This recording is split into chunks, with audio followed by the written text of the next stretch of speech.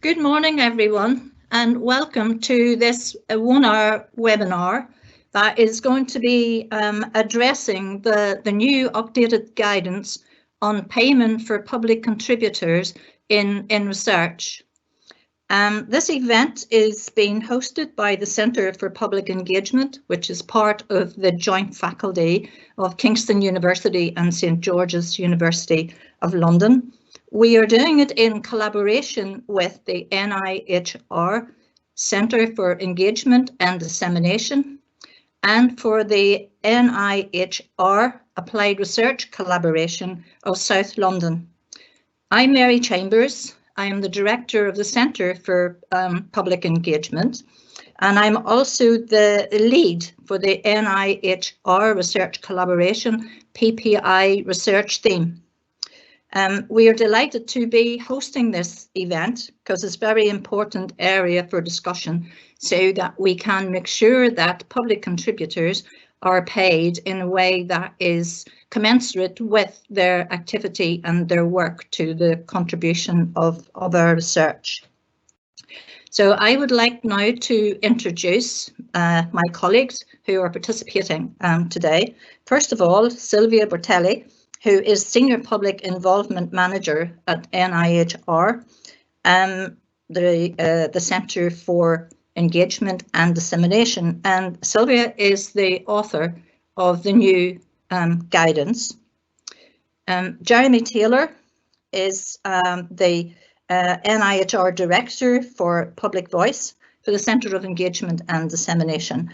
And Jeremy will be summing up this morning's activity and closing our session. Dr. Stan Papoulias is the Deputy Lead for the PPIE research theme of the ARC South London and will be joined with Savi Hensman, who is the PPIE Coordinator for the ARC South London. And both Stan and Savi will be discussing their reflections and commenting on the new guidance. And finally, I would like to introduce my colleague, Duncan, who is the PPIE lead for the Centre for Public Engagement. And Duncan will be managing the questions, both those that were submitted pre this event and questions that will come up in the chat. So please, if you do have questions, can you put them in the chat and we will do our best to manage them. It may not be possible, given that we only have 1 hour to do this, it may not be possible to answer them all, but Duncan will address that later on. Can I remind colleagues all that this session is being recorded and we're very tight for time, so I've been reassured by my colleagues who are presenting that they will endeavour to keep to time. So Sylvia's slides will also be available after the session. And this session will be recorded, as I said earlier, and put on YouTube. So now I think that's all my business bits and my introduction. So I would now like to invite Sylvia to come and tell us about the payment guidance for patient and public involvement. Thank you, Sylvia. Thank you very much for the introduction, Mary, and good morning to everyone. I'm Sylvia, and as Mary said, I work at the NIHR Centre for Engagement and Dissemination. Since joining in October last year, I've been working in my team specifically on the topic of payments for involvement, and it's been a really interesting piece of work which has culminated in the publication of our new payments guidance. The aim of my presentation today is to very briefly discuss with you the process that I took to develop our new updated guidance, but I'll spend most of the presentation talking to you about some of the most important content which is presented in the guidance. And I've structured the presentation around key issues and challenges that I've come across around payments. And then also, I really want this to be the start of a conversation with you all on the topic of payments. I very much see the guidance as a living document. We do want to update it periodically where things might need updating or improvement. So we do really much want to welcome your feedback and get in touch with me after the event as well. Before I start, I wanted to extend a heartfelt thank you to Judy Scott, who's a consultant on the topic of welfare benefits that has worked with us very extensively to make sure that the information we provide on welfare benefits is up to date and accurate. So big thank you to Judy. So earlier this month, we published 3 documents on the topic of payments. The payments guidance for researchers and professionals, which includes information on reward and recognition for children and young people, and the payments guidance for members of the public. Now, we have divided these 2 documents according to the audience, but you will have noticed that there is quite a lot of overlap anyway in the advice provided. And also we wanted to make sure that all audiences had access to both documents.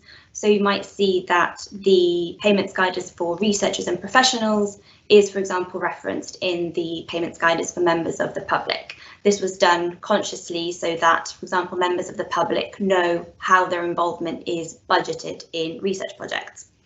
We've also produced a 3rd document, which is a kind of shorter guidance specifically on welfare benefits, and it has to do with enabling a good liaison between the public contributor and the organisation involving them with Job Centre Plus. And I'll talk much more in detail about welfare benefits towards the end of the presentation.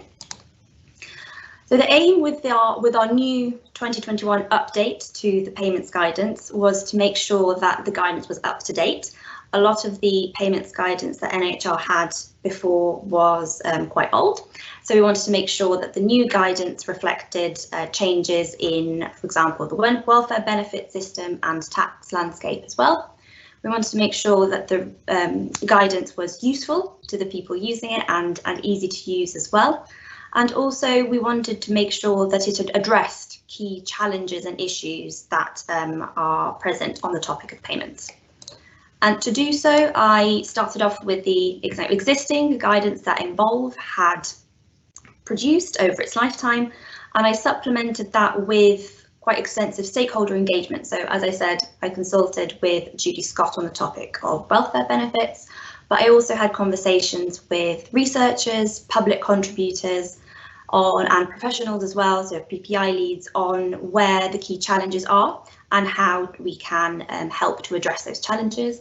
Also had a meeting with the Department of Health and Social Care on the topic of tax, and I'm having ongoing conversations with other funders across the UK and also with NHS England and NHS Improvement. So all of these activities contribute to the updated guidance. Before I delve into the content, I just wanted to remind you all of what I think the role of the NIHR guidance is, and it's to provide guidance and advice for how people can effectively and easily pay public contributors, and also provide key information for members of the public that are considering getting involved. So I see the role as being in helping understand the landscape, understand the systems around payment to make informed decisions. I purposefully didn't set out for this guidance to be prescriptive, to be rules to follow. We do want to be kind of guidance and as be treated as such. Also being mindful that NIHR is one of many funders within the kind of the UK and other organisations that also have guidance and policies around payments. So I do want the guidance to be considered within this broader landscape. So what I'm going to do now is focus on 4 key topics within the guidance, which I think provide, which I've found are sometimes topics of challenge or of confusion sometimes. So I'm going to be talking about budgeting for involvement, payment systems, tax and employment status, and welfare benefits. So starting off with budgeting for involvement, because oftentimes maybe researchers and professionals first start thinking about payment for involvement when they are setting out their costs and budget for their research project. And for example, at NIHR, we require people applying to our funding to provide a budget for involvement at the stage 2 of our application process. So what do we mean by payment for involvement? What do people actually need to cost into their research projects? So there's payments for individuals, which is where public contributors are paid for their contributions to research, for their time, skills and expertise. This is often done through monetary payment. Oftentimes as well, some organisations offer vouchers, but there are kind of specific implications for vouchers, which you can read more about in our guidance. And then there's the reimbursement of expenses. So this is, for example, covering travel costs, subsistence costs, childcare and carer costs, or even remote and home working costs. And reimbursement of expenses is really important to make sure that people are not out of pocket and are not worse off for being involved. And this is especially true for people on low incomes, for example. And where possible, we do advise that expenses are kind of paid upfront so that there's no financial barrier to people getting involved. I also want to remind you that when thinking about budgeting, but also in the processing of payments, the payment for individuals and the reimbursement of expenses should be kept separate to avoid confusion, but this is especially important for individuals who receive welfare benefits, because the government bodies, Department of Health and Pensions and HMRC understand reimbursement of expenses to be separate from payments. So expenses, for example, are not treated as income, whilst payments could be. Then you could also think about the actual costs involved in delivering your involvement activities. And this could be, for example, delivering training. It could be costs associated with renting venues, offering catering whenever we'll be able to go back to face-to-face meetings, access to university buildings, libraries, etc. And then there's also involvement staffing costs, which should be considered as well. If there isn't a dedicated involvement person on the research team, that might need to be costed in. So that might be a PPIE lead, a community engagement lead, or even an admin support staff, which could help with the delivery of involvement activities. And then there are other costs which might come up depending on the research project. So this could, for example, be paying for DBS checks if you're working with vulnerable individuals, or even paying for language translation services if that would be needed.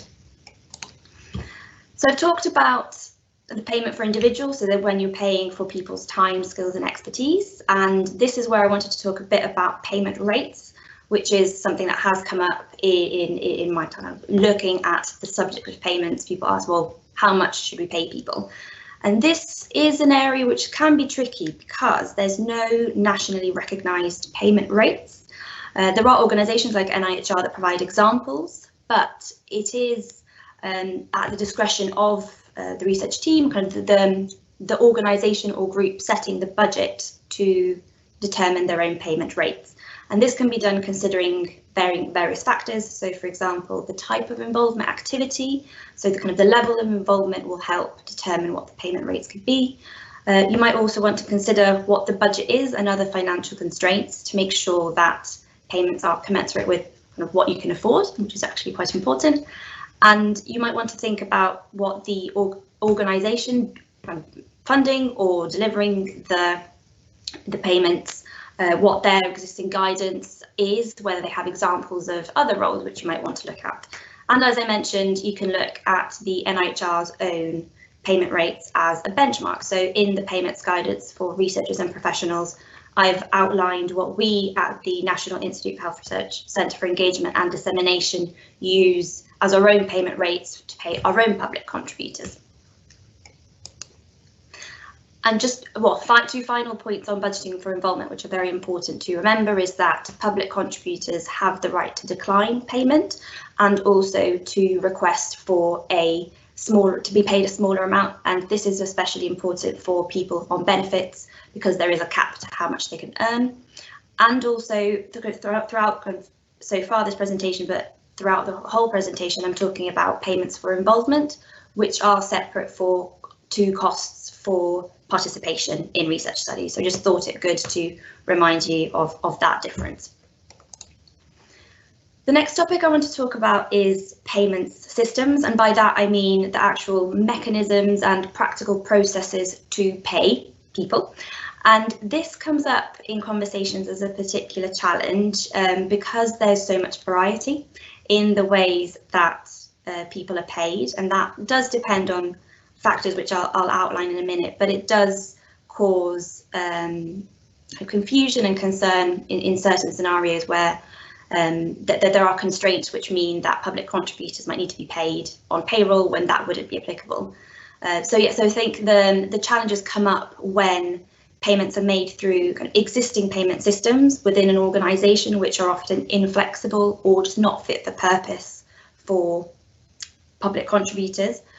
And sometimes also I've heard that the payment systems within organisations are often set up for kind of bigger kind of professional corporate clients almost, rather than members of the public, which makes it again kind of complicated to find a good compromise.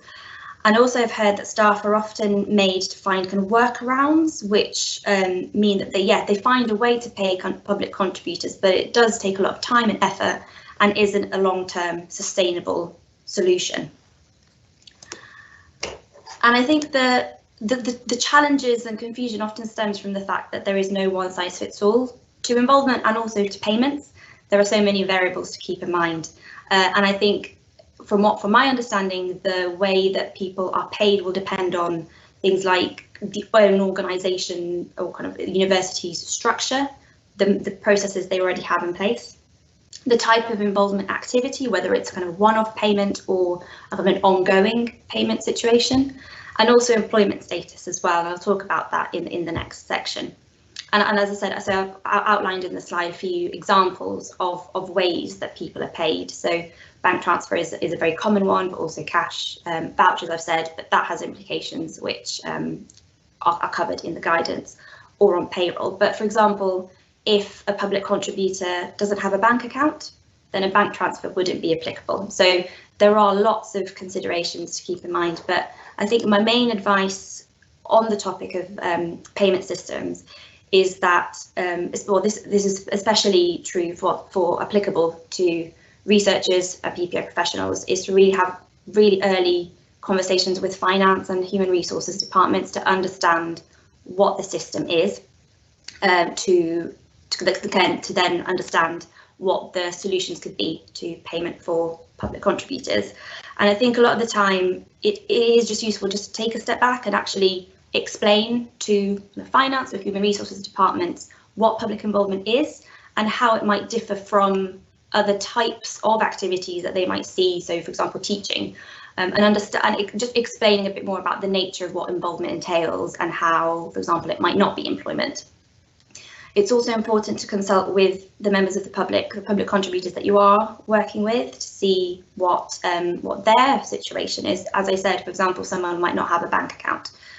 And something that I think, that I am working on, that I hope will also help in disentangling these situations and understanding what the good practice is to provide case studies of organisations that have found good solutions. So this is something that I'm working on as a kind of an annex to this payment guidance that hopefully would be of use to colleagues to understand how to get in place kind of efficient and easy payment systems. The next topic is on tax and employment status, and I know that from at least my experience so far, it is a topic that does raise a lot of confusion and concern. And I think the main query that I get is public employment, and that comes from researchers, but also that have kind of interacted with finance colleagues, but also members of the public that aren't sure about the potential tax implications of getting paid for involvement. And I think a contributing factor to this confusion is inconsistent approaches in how public involvement is treated in terms of employment and tax status. And this often does stem from the organisation's risk aversion of understanding how much risk they can take in terms of getting things right for tax and employment status. Before I go on, I just wanted to remind the audience that it is the responsibility of organisations and individuals to fully understand what the employment and tax implications are for payment. Organisations do need to understand how they are applying tax rules and also individuals are ultimately liable for their own tax. So a joint up approach to understanding this situation is absolutely key. So what I'm going to run through now are just a few practical tips that hopefully will help give some insights into understanding employment status, because I think one leads the other. So if you understand what the likely employment status of a public contributor is, then that will help understand what the tax implications are. The main source of guidance on this topic is the HMRC's own website. So what I think is the most useful place to start is by understanding the HMRC's own definitions for key terms around this topic, which are employee, self-employed, worker, which also includes casual workers, and volunteer. And by understanding these definitions of these key terms, often you can already glean what the likely employment status of a public contributor might be. So for example, I'm reading directly from the HMRC's website. An employee is someone who works under an employment contract. Now, if you as a public contributor don't have a contract, that can already help explain that you might not be an employee. Then there's a useful tool on the HMRC website, which is the Check for Employment Status for Tax checker, where there's a whole suite of questions which will give you an outcome to understand whether someone is employed or self-employed for tax purposes. And this this tool can be used from a variety of points of view. So you as an employee, but also as an employer, can fill out the tool and get the outcome. And then if the outcome is that that person is neither an employee or self-employed, then you can go back to the definitions of worker or volunteer, essentially going through a process of exclusion to find out where that status of that individual might lie. I also wanted to highlight this HMRC guidance. I'm not going to go into detail about it because we do provide a lot of explanation and interpretation of this in the guidance itself, but it is a guidance that comes up in the HMRC website, which is often referenced. So I thought it useful to highlight that there is this piece of guidance on the HMRC website that does relate to involvement. However, its interpretation can be quite tricky. And so I think I would suggest kind of further reading of this document to kind of better understand what it says and how it could be used in terms of understanding what the employment situation might be, and therefore the tax implications for members of the public receiving payment. So hopefully those tips will have given you a bit more of an understanding, once you go through the process of understanding what the employment status of a public contributor might be, that would then help understand what the tax implications and responsibilities are. The outcome also might influence the payment method. So for example, if a public contributor comes out as an employee, it turns out that they are an employee, then paying them through payroll might be the best way forward. But I think overall it's good to remind you all that these decisions do need to be made in collaboration, not only with finance and human resources colleagues, but also with the public contributors themselves. And then the final topic I want to talk about is on welfare benefits. It's very important to acknowledge the status of individuals on welfare benefits and how benefits can be affected if a payment for involvement is made, because there are strict rules for how much money people receiving welfare benefits can receive. Also, people on benefits need to notify Job Centre Plus that they are getting involved and potentially getting paid, and in certain circumstances they need to inform Job Centre Plus of their involvement even before getting involved. The welfare benefits landscape is quite complicated, and that's why we collaborated with Judy Scott to provide the most up-to-date and accurate information we could in our guidance, so that everyone can make informed decisions on getting involved and getting paid for involvement if on benefits. We also, as I said, provide a separate document which will help in the liaison with Job Centre Plus.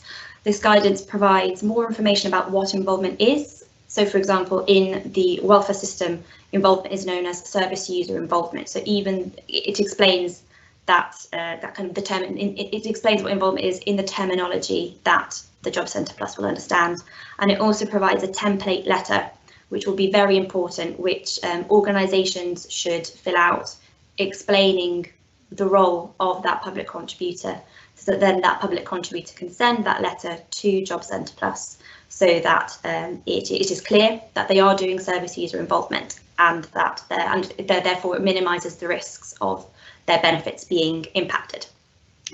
But overall, if in doubt, we definitely do advise that individuals, also research teams, seek independent advice on the situation, again, to minimise the risk of benefits being impacted. And actually, NIHR helps to provide the Benefits Advice Service, which is a free, confidential and personalised advice service, which is run by the Bedford Citizens Advice Bureau, which is accessible both to members of the public, but also for researchers and professionals that are supporting individuals that are on benefits. And it provides all the information that individual or that group would need to be able to then make an informed decision to take forward the involvement or not. I just wanted to highlight as well that there are other health and social care organisations that sign up to the Benefits Advice Service, so it's not just limited to people involved in NIHR research. And on the screen, there's the list of other organisations that sign up to it. But for more information on how to access the service, you can contact us at the Centre for Engagement and Dissemination. I wanted to finish the presentation by providing you with some links to some of the resources that I've either mentioned in my presentation or that I think might be useful going forward on the topic. I know that there's a lot that I have talked about today, but there's also a lot in the guidance documents that for time I haven't been able to cover. So I've provided the links to the document, so then you can browse in your own time. And as I said, I do want this to be the start of a conversation on the topic of payments. This guidance is hopefully useful, but we know that there is ongoing work that needs to be done to make sure that approaches to payments are easy and accessible and inclusive, and we also do hope to strive towards consistency in the sector as well. So I know we have some kind of interaction today. There's the chat function, but do get in touch. There's the email on my screen. So for any questions you have after today or feedback, as I said as well at the beginning of the presentation, we do intend to periodically update the payments guidance as well. So do get in touch, and I've also left my own and our NIHR Twitter handles as well, so you can engage on Twitter if you like. Thank you very much for listening, and so I think now I'm handing back over to Savi and Stan for their reactions. Thank you, Sylvia. That was really very, very clear and extremely helpful. And it's great that your slides are going to be available for people to access after the session. So you're right. Yes, it's Stan and Savi who, for the next 10 minutes, will share their comments and reflections on the new guidance. And then if you, for a further 5 minutes, Sylvia, could respond to what Stan and Sylvia have said, that would be really grateful and helpful. So, and then I'll hand over to Duncan to manage the questions after you have had your 5-minute response, Sylvia. Thank you. So Stan and Savi, over to you. So thank you to Sylvia, Jeremy and the people at CD for putting this together so well. And I have to note, first of all, that this is obviously a much more expanded version of guidelines compared to earlier work. And that it's interesting that what has happened here is that questions of payment and compensation have been integrated more closely with the whole philosophy of PPI. What does it mean to embed PPI in research? But also, I mean, it's hard not to notice that the reason why these guidelines are so more extensive is because of the kind of attempt to move around welfare benefits and the difficulties in getting the benefits and staying on them. I just wanted to kind of focus more on the guidelines for researchers only. I know that in the weeks to come, we will all be thinking about the different kind of consequences or issues that arise through these guidelines. And I wanted to note in particular that what the level of detail that has been put on costings and in particular the care with which the reimbursement of expenses is discussed, with surfacing issues with care, childcare, personal assistance, access issues, and also remote conferencing and the costs associated with this. So I want to make two observations for the remainder of the time here on a sort of general level. The first one is that it seems to me that these guidelines surface quite clearly the work done by people undertaking PPI, by which I mean the PPI leads, PPI coordinators, researchers responsible for PPI, who have to deal with different agencies, who have to move across very different priorities that these agencies might have, from the Job Centre Plus to HR to finance, in terms of building trust, mediating, negotiating, and so on. I know Sylvia used the word, PPI coordinators can explain what the situation is with PPI, what kind of work PPI is to HR people or to Job Centre people. Of course, we know in our experience that explaining doesn't necessarily work. Other ways of approach might work, and so the labour of undertaking those levels of those other kinds of approach is quite significant, and I'm really glad that we have this labour surface for the first time here, so that we can think more closely about the implications of this labour for resourcing, for staffing adequately, and so on. And I also wanted to talk about, of course, a second type of labour, which is what PPI contributors are doing. And Sylvia talked about, the question is PPI work? Is PPI employment? And it's interesting that these are two separate questions. It could be that PPI is not employment, but is work. So I guess the answer to that is it depends who's asking. But I note that in the letter to the Job Centre, for example, the definition for service user involvement given here is that PPI is a consultation with a person who has personal experience of using health and social care services. It cannot be confused with work or capacity for work. But if we name PPI as a consultation about experiences, then what are we to make with people who are, for example, lived experience practitioners who make a living through working in research on what is now understood as involvement, and who work in those spaces of involvement to make a living and push for recognition of what is now called involvement as employment, being paid for your experiential knowledge and skill as a form of expertise. What are we to make of that? I would say that the question, is PPI employment, is central to how we position, recognise and value the contribution of service users and carers for health research. And that this is a question, the consequences of which will be following us for as long as involvement is practiced.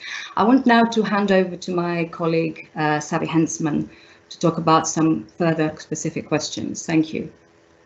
In terms of specific questions that arise, there is a tie-in here with some of what is being flagged up in the Q&A. The first question is around the staffing and work required for payment for involvement, and this refers to the procedures for the recruitment of people for involvement who are in receipt of state benefits and other parts of the guidance. Many of us who are health or social care service users or carers are aware that we may have to drop out of intended activities at short notice, and for some this happens quite often. Also, different teams in the same organisation may involve a person in different projects and activities, and in these hours may vary. In working with contributors in contact with Job Centre Plus, how can letters and other information be best coordinated within an organisation that's conducting involvement in research to minimise the risk of benefits being affected and use staff time effectively, taking into account the fact that those staffing involvement may often be hard pressed to have a lot to do. How can we avoid extra work and confusion? The second specific question is around maximising the visibility and specificity of patient and public involvement contributions and minimising the risk that human resources might start treating more PPI contributors as though they were either zero-hour workers or self-employed contractors in ways that might have negative implications for those individuals, but also possibly the organisations in terms of the expectations in the longer term for relationships with those contributors. The model letter to Job Centre Plus helpfully highlights some of the differences between PPI and other and those kinds of work, unless we're talking about roles such as being a peer researcher, yet elsewhere the phrasing on the document may be ambiguous. For instance, within those procedures for the recruitment of people for involvement who are in receipt of state benefits. Point 9, the mention of an HMRC form. So given that human resources are often unused to working with people who are getting involved and may easily try to slot them into employment type or contractor type relationships, how can we minimise that risk? The point 3 is perhaps more of an observation than a question. The right to be involved in relevant research might be regarded as an important aspect of participatory democracy and cultural rights. It's also valuable in developing research-based knowledge, but looking at the guidance is a reminder of the obstacles and risks which may arise for some people who might wish to get involved and have a lot to offer. The system doesn't make involvement easy for people on low incomes or with high costs associated with being disabled, to whom social security payments are important. It's hard to tell how many people are put off by the complicated rules and threats of benefit loss, including people with limited literacy, people with learning disabilities, mental health issues or sensory impairment, migrants and those for whom English is not their first language. This gets in the way of making involvement more equal, diverse and inclusive. Thank you. Thank you very much, Savi and Stan. Now, Sylvia, can I invite you, please, for the next 5 minutes or so to respond to the points raised by Stan and Savi? Thank you. Thank you very much, Stan and Savi, for your feedback. It's really helpful.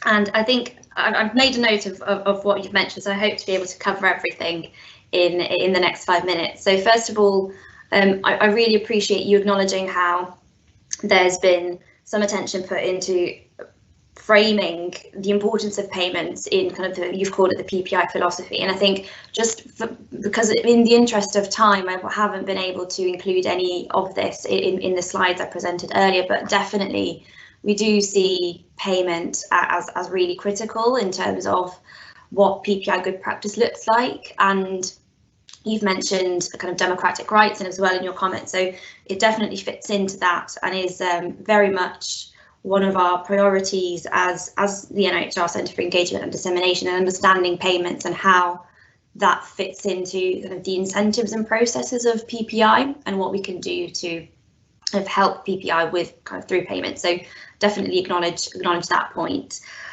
You also talked about how the guidance highlights and kind of showcases the labour and kind of how labour intensive it is to administrate payments, but also just understand payments. And although that's true, and I guess it wasn't something that I did consciously in developing the payments guidance, I think it does shine through that it is important to get it right, because there's so much that goes into understanding payments. And I guess something that just came to mind was how what I said I'm working on is kind of producing the kind of annex on case studies and examples will hopefully help to understand how payments are actually delivered and how people go about making decisions within their context. So I hope that kind of a log of case studies and example will kind of help that. You raised the very important point about employment and work and how that relates to PPI, and I think what I did in my presentation was focus on kind of practical steps to understand the role of PPI and kind of the employment status of public contributors. But I think more strategic conversations still need to happen about what is public involvement. Is it labour? Is it work? Because of the nature of some types of involvement, it is a fine line, and it does still create confusion. So again, as I said, what I tried to do in the guidance and in my presentation was to provide practical tips to determine employment status, but I think it's part of a broader conversation anyway that is still ongoing, and that is happening within NIHR and kind of in other work that I'm doing with kind of other funders across the UK. Savi, you talked about how often there's involvement can be quite flexible and people can kind of drop in and out of involvement, and how that might impact benefits. I hope I understood the context correctly.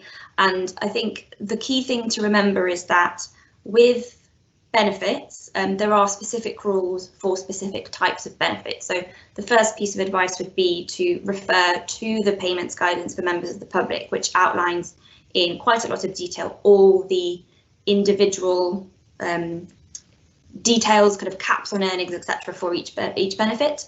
What I've understood from consulting with Judy Scott is that that process of providing that letter to Job Centre and kind of going through the process of recruiting members, the section you mentioned, only needs to happen when a public contributor either starts involvement with a new organisation or if an individual changes benefits.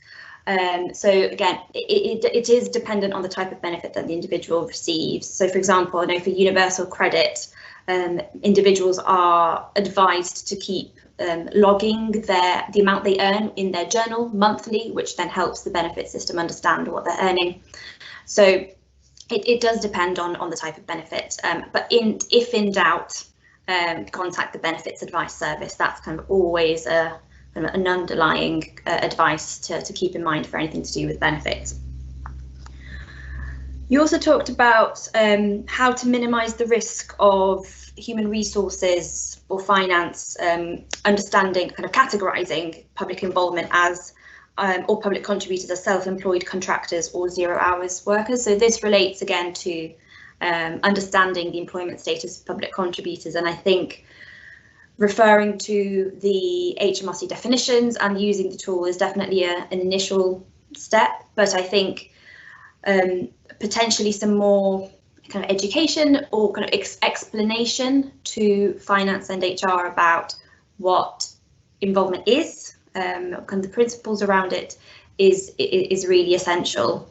And so to go into conversations with finance, kind of armed with those examples of what involvement is, what activities they're doing, how they don't fit into, for example, the HMRC's definition of a self-employed contractor. That would be my advice. And related to that point, you picked up on the HMRC form that we mentioned in the checklist for recruitment of individuals in receipt of benefits. So actually, that's completely separate to the letter to send to Job Centre. So the HMRC letter is actually something that organisations need to fill out. So they fill out when they sign up a new employee. They fill out that form to get the correct tax code for that individual. So actually it only applies if a public contributor is set up as an employee. And the reason why we mentioned it is because although the tax and benefit system are separate, HMRC and Job Centre Plus talk to each other. So if a public contributor hadn't previously informed the Job Centre that they are starting involvement and they are getting paid for it, if for example, they are set up as an employee and HMRC receives notification that that individual is set up as an employee, then they'll relay that to Job Centre and their benefits might be stopped. So it was just to flag as something that could come up if someone's set up as an employee. And that also highlights the importance of that letter that the organisation prepares for the individual to then send to Job Centre to explain the nature of involvement and how that individual is getting involved and is getting paid for service user involvement. Sylvia, can I just stop you there?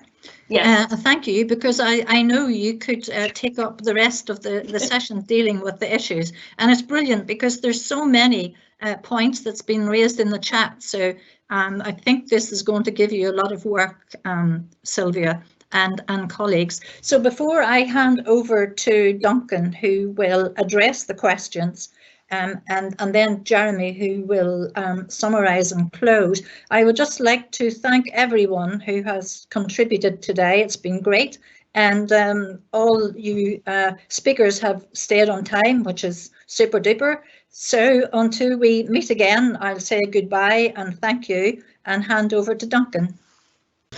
Thank you, Mary. So my task now is to summarise some of the questions, both appearing in the chat. There's many questions coming through. Thanks everybody for being engaged, but also we gave attendees the option to submit questions online before the event, having hopefully read the guidance before today. So I wanted to flag those. But before I do, there's comments coming in about the number and volume of the questions in the chat. And Sylvia, firstly, one question that is arising is, since there are so many questions coming through, what was the consultation that went into, or was there any consultation that went into the actual production of this guidance? So I wonder if it might be worth just starting there, and then we'll just address some of the topics. Over to Sylvia. Thanks for that, Duncan. Yeah, so I briefly outlined the process of how we came about, how I developed the payment guidance in the beginning of my presentation, but perhaps I could expand on that. So I guess what I started off with was the goal to publish sooner rather than later updated and current and useful guidance, because as the NIHR Centre for Engagement and Dissemination had, as of last year, taken over from Involve, there was some kind of urgency and kind of the need to review those Involve guidance documents and bring them up to speed and kind of transfer them over to NIHR, kind of the main kind of the main identity for NIHR. So the process that I've undertaken in terms of consultation is through the stakeholder engagement that I mentioned at the beginning of my presentation. So it's through several interactions, both via phone and by email, with Julie Scott, specifically on welfare benefits, and Julie kind of commented on several versions of the payments guidance.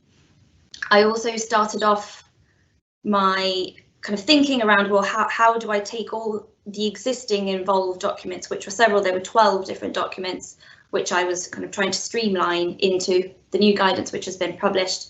And I wanted to make sure that the new guidance really addressed what the key issues and challenges in the sector are. And that's why I kind of went out and I tried to have conversations with researchers and PPIE leads and also public contributors. And I kind of compiled all those challenges into kind of an internal document, which then I was kind of referencing when I was reviewing the guidance. So there was that kind of involvement, although there wasn't any kind of explicit reviewing of the actual content. And then also the guidance has been influenced by, as I said, a conversation that I had with members of the Department of Health and Social Care, Tax and VAT team to understand kind of their perspective on the kind of the tax issue. And also I'm part of a UK-wide initiative which is looking at payments. So based on conversations with them and also ongoing relations that I have with NHS England and NHS Improvement colleagues that also talk about payments. So all these conversations have fed into the guidance as it is seen. And also internal, so CED colleagues as well have looked at the payments guidance, the kind of the various iterations of it, and have also fed into the various drafts of the payments guidance.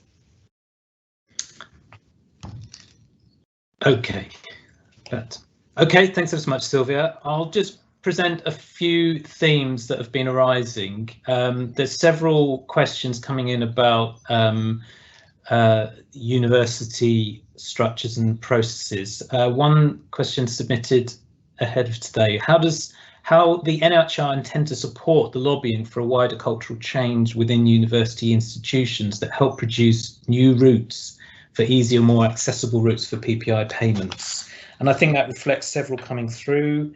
Inconsistencies between and within universities drive some people mad. A request that please could the NIHR take a lead on providing model forms and definitions, etc. And if you, hopefully you'll be able to remember that, Sylvia. There's a couple of other queries. Does the guidance apply to Wales?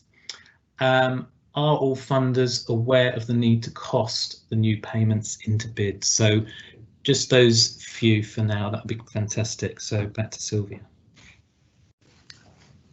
Thank you, Duncan. So to address the first question, which was around what NIHR is doing in terms of lobbying for kind of more strategic culture change around public involvement. So I briefly mentioned, actually in passing just now, my collaboration with other funders across the UK. So this is actually a piece of work that's come about through acknowledgement between different organisations that the challenges that we're experiencing aren't unique to NIHR and indeed not unique to England. So through a UK and Republic of Ireland wide group, I'm leading some work to understand where the common challenges are. And I think one of the comments you mentioned talked about kind of inconsistencies, and I think that's what we're also trying to achieve, is provide a consistent approach to kind of the principles around payment and how payments should be made. And also, so what this kind of initiative is trying to do is provide practical guidance, which is, we don't want it to just be a reiteration of all the various guidance documents that already exist, like ours. We do want it to be much more condensed and influential piece of work, which outlines, as I said, the principles around payment and how institutions, so we're specifically focusing on universities at the moment, but we do hope to engage more widely at a later date, how systems can be put in place to enable those kind of systemic changes to payment, and we hope to then be able to seek lobby or kind of endorsement from HMRC and other relevant government departments. So, for example, DWP, potentially the Home Office, as we've seen kind of right to work checks come up in conversations as well. So we are collaborating with, for example, Health Research Authority and Health and Care Research Wales specifically to lead this work. But as I said, it is a UK-wide funder initiative, but we are looking to get endorsement from as many other organisations in this space. So we're trying to engage with charities as well, for example. Something also important to note that we are focusing on with this work, but also is something that I'm mindful I might need to do more of in my own work at NIHR, is engagement with finance and HR managers themselves. I think that potentially is an area for improvement, in that as those kind of roles come up in our conversations of researchers wanting to engage with finance and HR and not being able to also almost speak the same language, we want to engage with finance and HR representatives, managers, to make sure that the guidance and kind of the efforts that we're putting into getting to solutions are useful and appropriate to these colleagues as well. And then I made a note of the other question. So one of them was around whether the guidance is applicable to Wales. So yes, although as I mentioned, we are working with Health and Care Research Wales. So if there was any confusion or doubt about relevance to the Welsh context, I would recommend me contacting Health and Care Research Wales. And the third question was around whether other funders understand the value of costing in PPI. I think that was the question. I can't speak for other funders. I think that there is a shared understanding of the role of PPI, but I think as NIHR we're quite prescriptive in the way that, for example, our Stage 2 funding application does require budgeting for involvement, and that's very explicit. I don't think other funders might make it that explicit. So I guess it is dependent on the funder. Thank you so much, Sylvia. So we are shortly going to be closing. Just to say thanks so much for all the questions. We will be passing these on over to Sylvia and the team at CED. We've got plans to have a designated webinar just dealing with the questions that are coming through. So it's going to be part of a webinar series that we're running. So do please stay connected with us. I'd just like to hand over to Jeremy, who may just have a few comments on some of the questions that have come through, or closing comments. Thanks very much, Duncan. Thank you to Sylvia, my excellent colleague in CED, and for everybody who's taking part in today's event. I don't know if it's visible to the participants, but at the peak, I think there were nearly 400 people logging into this event, which is an indication of the importance of the topic and the level of interest. Just for clarification, because I noticed the question about it, Sylvia did consult public contributors and researchers as part of the updating. This wasn't an all singing, all dancing consultation exercise, so inevitably people, not unlike the people who are taking part today, will have views that may not have been taken account of. This is work in progress, and as Sylvia says, it's more about a kind of A, getting something out there that people can use which is more up to date, and B, recognising it's always going to be work in progress, and we want to have the engagement so we can continue to iterate the guidance. Some themes that come out for me from the conversations and the huge amount of chat, and we will follow up with chat. One, this is not straightforward. It is complicated because of the intersection between different governmental and university systems, and the fact that there isn't a one size fits all. There are different roles. Some people are happy to be a volunteer. Some people see themselves as lived experience researchers. There's a huge spectrum of roles. So this is complicated business, and I think that's why we'll never get the guidance perfect. It's also that recognising it's not just about guidance. It's, I think, about, for me, what comes out very strongly is the importance of leadership in this area.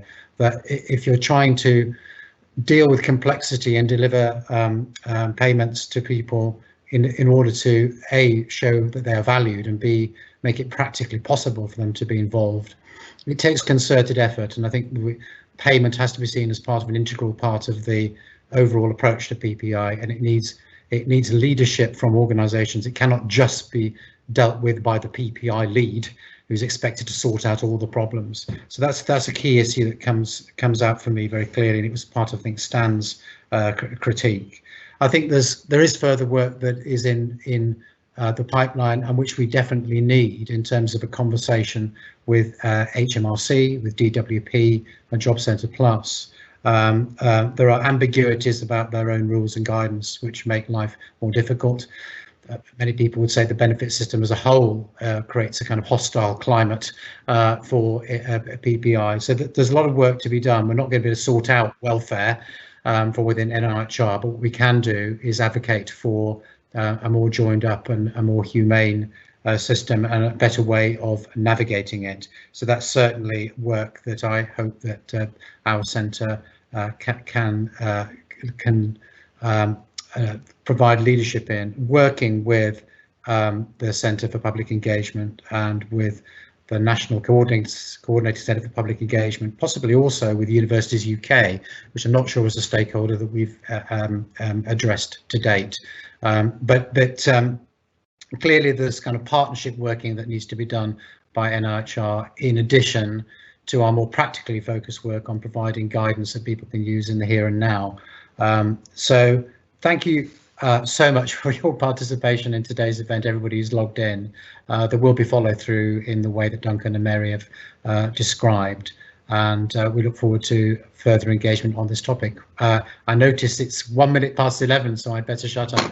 Thank you, everybody. I don't know if anybody else is going to officially close or whether that was my job, but in which case, thank you all very much.